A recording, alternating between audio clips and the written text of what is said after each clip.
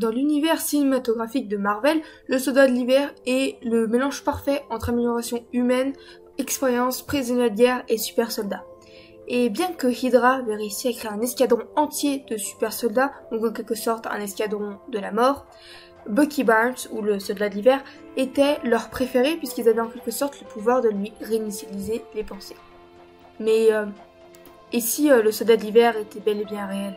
Hey, c'est Isadora, aujourd'hui on se retrouve dans une toute nouvelle vidéo. Aujourd'hui nous allons parler histoire vraie, plus principalement Marvel, Bucky Barnes, le soldat de l'hiver. Si durant la Seconde Guerre mondiale, les scientifiques allemands, donc les scientifiques nazis, faisaient des expériences dans le but de créer des super soldats.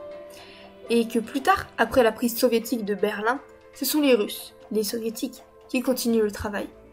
Et si le soldat de l'hiver était réel?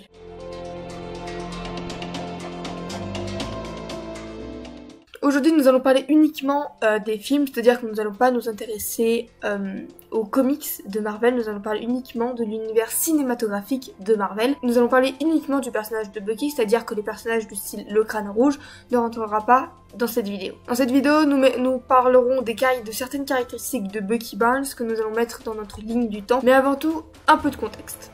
Tout a commencé avec le docteur Erskine, qui a créé un sérum de super soldat qui teste par la suite sur Steve Rogers, qui devient par la suite Captain America. Mais ce docteur n'a pas le temps de léguer la formule de ce sérum à un scientifique ou à qui que ce soit, et est tué par la suite par un espion allemand qui détruit par la suite la seule copie du sérum encore existante. Côté allemand, le docteur Zola prépare de son côté sa version du super soldat dans le rang d'Hydra, qui est en quelque sorte la partie scientifique des nazis. Et il prépare de son côté donc sa version du super soldat sur les prisonniers de guerre. Et c'est ici que Bucky Barnes est capturé lors d'une mission en territoire ennemi. Zola commence donc son travail de super soldat, son expérience de super soldat, mais le docteur n'a pas le temps de finir son expérience, son travail, son projet, car Steve Rogers est venu sauver son ami. Bucky ne savait pas du tout en fait ce qu'on lui faisait lors des expériences, et aucun changement physique ou aucun changement n'avait été repéré, contrairement à Steve Rogers qui a très clairement changé, hein, voilà. Et c'est que plus tard, lors d'une mission du commando hurlant, que Bucky tombe du train et tombe de la falaise et est déclaré mort au combat. Mais le sérum que Zola lui avait injecté lui permet de survivre à la chute et il perd uniquement que son bras. Les soldats de Hydra le ramènent donc à Zola. Et c'est même après que les nazis soient détruits, donc après la fin de la Seconde Guerre mondiale, les nazis sont détruits mais Hydra est encore bien en vie et du coup, l'expérience sur Bucky devait continuer. Et ce qui est assez intéressant en fait sur Bucky, ce qu'ils trouvaient assez intéressant les scientifiques, c'était que c'était non seulement le seul à avoir survécu au sérum, mais aussi le seul à avoir assimilé de manière positive le sérum. C'est donc pourquoi Hydra arrête d'essayer de créer des super soldats pour améliorer sur tous les points Bucky, comme par exemple en lui rajoutant un bras de métal à l'endroit où il a perdu son bras lors de la chute du train. Et toutes les tortures que a subi Bucky le rend soumis aux ordres, mais il voyait bien que c'était une question de temps avant que le réel Bucky Barnes, James Buchanan Barnes, revienne à la surface. C'est donc pourquoi il lui réalise un lavage de cerveau en disant uniquement une certaine liste de mots dans un certain ordre précis. Il réactiverait le soldat de l'hiver et en quelque sorte réinitialiserait les pensées de Bucky Barnes pour qu'il devienne le soldat de l'hiver, qui est une machine à tuer sans sentiments, sans émotions, sans cœur, qui serait aux ordres de la personne qui a prononcé ces mots. Donc voilà basiquement l'histoire de Bucky Barnes et la création du soldat de l'hiver. Et maintenant, et si le soldat de l'hiver était réel? Bon, il faut quand même ajouter que sans Erskine, sans Zola, sans Hydra ou sans Captain America, jamais un soldat de l'hiver aurait pu être créé. Mais si nous remplaçons certains de ces personnages par des personnes qui ont réellement existé, nous pouvons peut-être arriver à un concept de Winter Soldier plus ou moins similaire à celui présent dans l'univers de Marvel. Nous nous trouvons donc durant la Seconde Guerre mondiale. L'Allemagne nazie réalisait des expériences sur les êtres humains, que ce soit pour changer de couleur de peau, changer de la couleur des yeux, recréer des jumeaux, survivre à des situations les plus extrêmes, survivre à des maladies incurables. Enfin bref, le thème qui regroupe toutes ces idées était l'amélioration du corps humain, de l'être humain. En résumé, la possibilité et l'ambition de créer des super soldats. Et l'endroit le plus connu pour réaliser ces expériences était les camps de concentration, qui étaient dirigés par le seul et unique Heinrich Himmler. Désolé pour les prononciations, je parle pas allemand. Un nazi de haut rang, parmi les plus sadiques et inhumains que l'histoire n'ait jamais connus. Et le docteur Joseph Mandel, qui était un officier allemand. Un criminel de guerre qui exerçait comme médecin dans les camps d'extermination de Auschwitz, durant la Seconde Guerre mondiale. Il est connu comme l'ange de la mort ou le boucher d'Auschwitz. Dans ces camps, les expériences étaient réalisées sur les hommes, des femmes, voire même des enfants, qu'ils soient homosexuels, juifs, gitans, enfin bref, toutes les personnes que les nazis considéraient comme inférieures.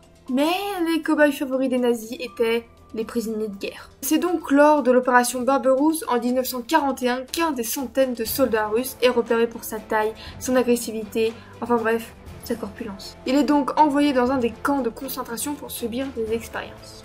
Et c'est donc 4 ans plus tard, durant la contre-attaque soviétique, que des soldats russes retrouvent ce soldat. Les nazis n'ayant pas réussi ni à tuer leur cobaye ni à détruire les recherches qu'ils avaient fait sur ce dernier. Donc dès qu'il est trouvé, en fait, ce soldat est envoyé à un hôpital militaire. Mais lorsque les soviétiques se rendent compte des expériences que cet homme avait subies et des résultats médicaux qu'il avait eus, qui étaient des résultats très prometteurs, ils décident de le transférer, lui et les recherches le concernant, dans une base en Sibérie où les expériences continuèrent. Durant la guerre froide, les États-Unis et l'URSS réalisaient des expériences dans le but d'améliorer l'humain jusqu'à avoir des super pouvoirs. J'ai déjà fait une vidéo sur ça dans le thème de Stranger Things avec le projet MK Ultra, le projet Montauk, va la voir si tu l'as pas déjà vu. Et la même chose se passe durant la Deuxième Guerre mondiale. Mais l'URSS, ne réussissant pas à créer un super soldat, même en se basant sur le soldat créé par les nazis, et y compris dans la base de données des nazis, aucun autre soldat, aucun autre cobaye avait survécu aux expériences. Et bon, bien évidemment, ce soldat créé par les nazis voulait retourner sur le champ de bataille, ou en tout cas revoir sa famille, retourner avec sa famille. C'est donc pourquoi l'Union soviétique lui mentit, lui disant que sa famille s'était fait assassiner et lui faisant croire qu'en 1942, les États-Unis s'étaient liés aux nazis, et donc son devoir c'était d'aider la Russie en tuant les États-Unis pendant la guerre froide. C'est donc pourquoi, pendant plusieurs années, le soldat de l'hiver fut entraîné, et on dit que si ce soldat avait été opérationnel lors de la guerre froide, il aurait été une arme redoutable qui aurait permis à la guerre froide de prendre une toute autre tournure. Mais il faut quand même dire que certains détails de l'univers cinématographique de Marvel ne sont pas possibles à retranscrire dans notre univers, comme par exemple quand Bucky Barnes, ou dans ce cas-ci, le soldat de l'hiver, n'est pas utilisé, il est mis en phase cryogénique pour pas qu'il s'abîme ou juste pour pas qu'il vieillisse. Mais ceci est strictement impossible de nos jours. Alors imaginez, durant la Seconde Guerre mondiale, c'était encore moins possible. Et il se passe la même chose avec son bras robotique. Et oui, petite anecdote avant de finir cette vidéo. Sebastian Stan, donc l'acteur qui interprète Bucky Barnes, de base avait auditionné pour le rôle de Captain America de Steve Rogers. Alors imaginez-vous lors du casting. Bonjour, je postule pour le rôle de Steve Rogers. Ouais, mais non, moi je te vois plus en Bucky Barnes. C'est qui ça, Bucky? C'est qui ça, Bucky? Et donc voilà, c'est tout pour cette petite vidéo. Si elle t'a plu, n'hésite pas à lâcher un petit pouce bleu, à la commenter et à la partager. Abonne-toi à ma chaîne YouTube, clique sur la petite cloche pour recevoir une notification quand je sortirai une nouvelle vidéo. Et si t'as d'autres idées de vidéos de ce genre, ou si t'as aimé cette vidéo, dis-le moi dans les commentaires. Va faire un tour sur mon compte Instagram Isadora du Costa Rica. Et sur ce, je te dis à bientôt dans une prochaine vidéo.